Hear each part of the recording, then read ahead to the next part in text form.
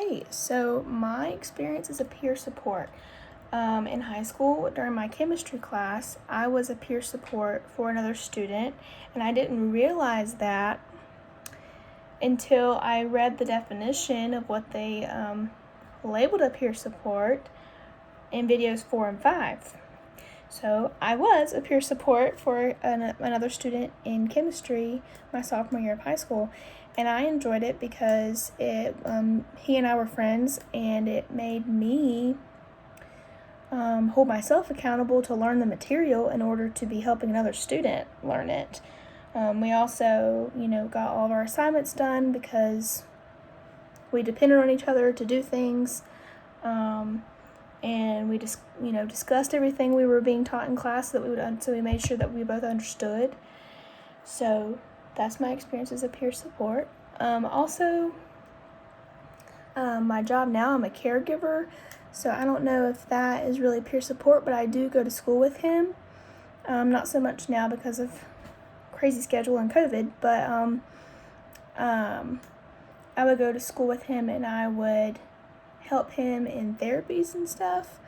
But that kind of peer support is not necessarily the same as this peer support.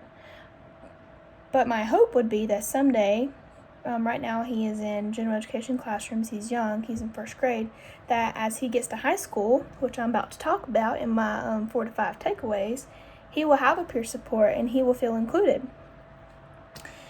So, my first takeaway was that students in elementary school reported that they felt included. They were invited to events outside of school, they received phone calls or whatever else. Students in high school were not being included in social activities. And I chalk that up to, the demand for popularity in middle school and high school that every student faces. So then that leads me to my next point, fostering friendships and supportive relationships. I wrote down that as a special educator, you take on many roles, and one of them sometimes can be a therapist and a counselor, because you have to facilitate and model inclusion all the time if you want that to be happening.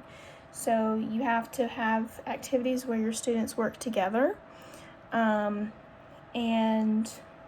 have several times where they can discuss and figure out if they have shared interest and get to know each other. And I also wrote down that face-to-face interaction is key. I know that right now, we're on Zoom and everything, and I feel like everyone is kind of like with social interaction, but whenever you are in the classroom, making sure that you do give them chances to talk and work together and not just be like, just shut up the whole day, I also wrote about the islands in the mainstream graphic that was in video 2. I really liked how there was the one student that had a disability or a difference, and he was in his own little island in the classroom where everyone else had their desk lined up and they were facing the teacher and he was facing away from the teacher.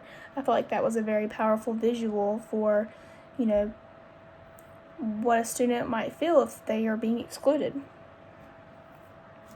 So for videos 4 and 5, I chose not to do video 3, I did 4 and 5. It discussed identifying students with severe disabilities who need assistance and recruiting a peer from the same class to help provide support.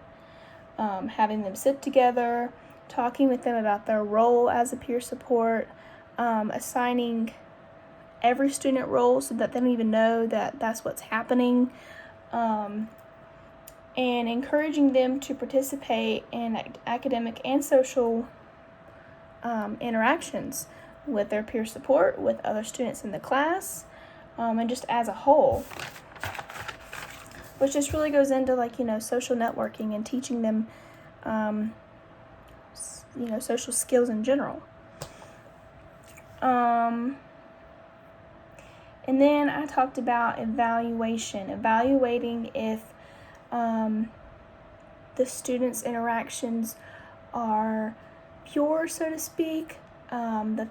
It's working out.